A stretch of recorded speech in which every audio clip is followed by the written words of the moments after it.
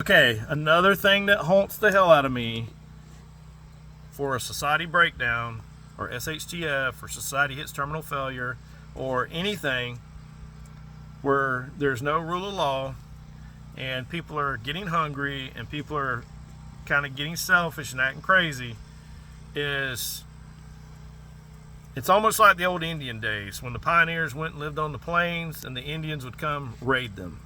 And what it was then, it was like 20, 25 Indians, 10, 15 Indians on one little household, little house on the prairie, you know. You got one guy, his wife, and maybe a couple kids. And then you had a bunch of Indians coming in, raiding the hell out of them. Just killing, taking everything they want, moving on. When society breaks down, folks, and people come out of the cities, or people local, gang up, 4 or 5 apiece, and they say, you know, we're going to go find some food.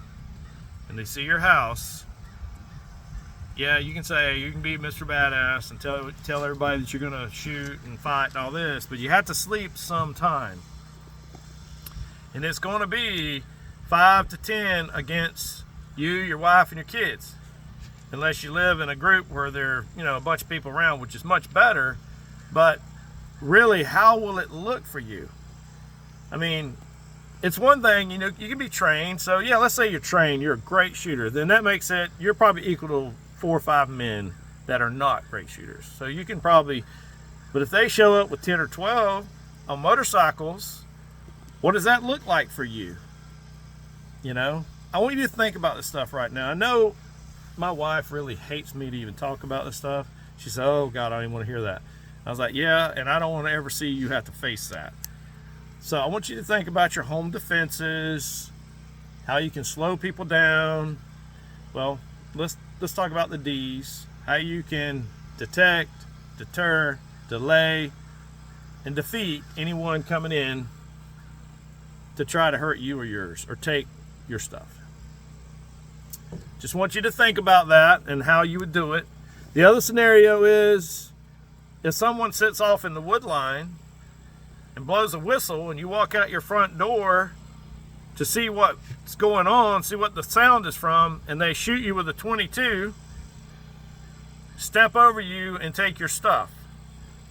So I want you to think about that scenario a little bit. This is all kind of a morbid scenarios, but it can be reality. And I've seen it be reality in other countries.